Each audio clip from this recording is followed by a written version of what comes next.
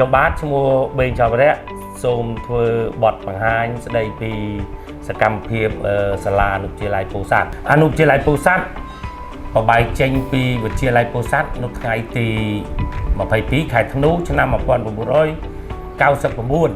ចំនួននោះអនុវិទ្យាល័យពោធិ៍សាត់មានតែ2អគារនិង12បន្ទប់ហើយគ្រូប្រហែលជា50នាក់ទេតែបច្ចុប្បន្ននេះអនុវិទ្យាល័យពោធិ៍សាត់មាន10អគារ63បន្ទប់ដែល42បន្ទប់កំពុងតែដំណើរការបរិញ្ញាបត្រនិងរៀនហើយក្រៅពីនោះគឺ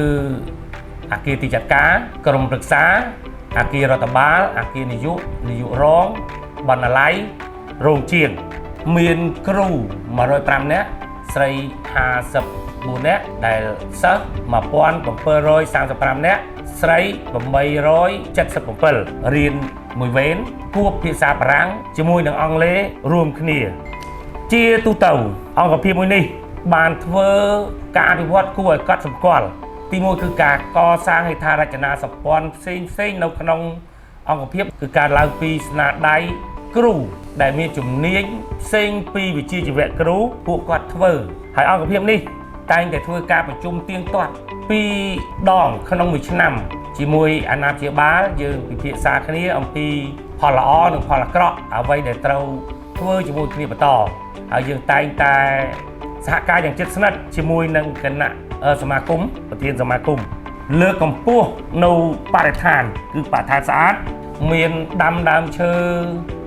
ដែលជាប្រយោជន៍ដាំបានច្រើនបាទហើយជាម្លប់ជីកស្រះចិញ្ចឹមត្រីផងស្តុកទឹកដើម្បីស្រោចស្រពដំណាំក្នុងសួនជីវៈចម្រុះហើយយើងបានកសាងខ្ចុះ3ទៅទៀតបាទដែលកើតពីស្នាដៃលោកគ្រូអ្នកគ្រូសម្រាប់ឲ្យសិស្សរៀននិងមានបង់គ្រប់ទីកន្លែងនៅក្រោមដើមឈើគុណអនាម័យធំទូលាយប្រកបដោយផាសុកភាពហើយមានជំរាលសម្រាប់សិស្សពិការចែកវេនគ្នាត្បិតអត់មានក្រុមអនាម័យទីឯអគារសិក្សាគឺអត់មានសម្រាមមានន័យថាគាត់ញ៉ាំហើយសម្រាមទាំងឡាយគឺត្រូវវិចខ្ចប់ទៅផ្ទះវិញរីឯសួនផ្កាយើងយកចិត្តទុកដាក់ណាស់ហើយយើងពង្រីកសួនផ្កាបានច្រើនមែនទែនចលនាសប្បុរសជនទិញបានរូបបដិមាករយ៉ាងច្រើនជាពិសេសគឺមានឡាបូលាងដៃក្រុមប្រឹក្សាកុមារនិងយុវជនដើរតួនាទីសំខាន់សម្រាប់អនុវិទ្យាល័យពោធិ៍សាត់ក្រុមប្រឹក្សាកុមារចែកចេញជា8ផ្នែកវិន័យកុមារ3ល្អគឺត្រួតពិនិត្យមើលទៅលើវិន័យនិងសម្រាប់ធ្នាប់ដូចជាការស្លៀកពាក់ការលេងទូរស័ព្ទក្នុងថ្នាក់រៀនឬមកយឺតជាដើមនៅពេលដែលពួកគេធ្វើខុសពីវិន័យសាលាណាមួយគឺពួកយើងហៅពួកគេមកអប់រំផ្នែកបរិស្ថាននិងបំណិនជីវិតគឺត្រួតពិនិត្យមើលទៅលើអនាម័យនិងបរិស្ថានទូទៅតាមបំណែកចែកការងារដូចជាការសម្អាតបន្ទប់ទឹកនិងសម្អាតថ្នាក់រៀនជាដើមផ្នែកជួយសង្គ្រោះនិងជួយសង្គមគឺនៅពេលដែលមានអ្នករបួសឬអ្នកជំងឺគឺពួកគាត់អាចទៅទទួលសេវាកម្មនៅបន្ទប់ក្រុមប្រឹក្សាកុមារបានព្រោះពួកយើងមានឧបករណ៍ជួយសង្គ្រោះបឋម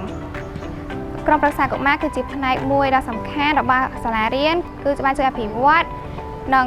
ពង្រឹងវិន័យរបស់សាលារៀនថែមមួយកម្រិតទៀតសូមអរគុណហើយអាហារដ្ឋាននៅក្នុងអនុវិទ្យាល័យពោធិ៍សាត់នេះគ្មានអាហារ6មុខដែលក្រសួងអប់រំហាមឃាត់ទេបាទមានទឹកផ្លែឈើដែលធ្វើដោយដៃអាជីវករមាននំខ្មែរដាក់លក់ហើយយើងតែងតែ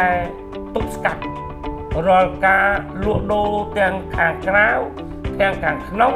ដើម្បីទប់ស្កាត់អានំកញ្ចប់អាហារដែលទុកសារធាតុគីមីនឹងឯងហើយមិនតែប៉ុណ្ណោះទេអនុវិទ្យាល័យពោធិ៍សាត់បានធ្វើរាល់គ្រប់សកម្មភាពការងារសង្គមចូលរួមគ្រប់ទីកន្លែងទាំងអស់ឲ្យតែអាជ្ញាធរសមត្ថកិច្ចលោកធ្វើតាណាគឺអនុវិទ្យាល័យពោធិ៍សាត់ចូលរួមពិសេសគឺអនាម័យសម្អាតក្រុងបាទសម្រាប់ទិសដៅទៅអនាគតអនុវិទ្យាល័យពោធិ៍សាត់រក្សាទំនាក់ទំនងល្អជាមួយបុគ្គលិកក្នុងអង្គភាពសហការជិតស្និទ្ធជាមួយរដ្ឋអំណាចមូលដ្ឋានអាជ្ញាធរដែនដីសមាគមប្រកាន់គោលការណ៍ដឹកនាំគ្រប់គ្រងត្រួតពិនិត្យនិយត្តភាពការងារអនាម័យបរិស្ថានពិសេសការបង្រួមប្រកបដោយប្រសិទ្ធភាពខ្ពស់សូមអរគុណ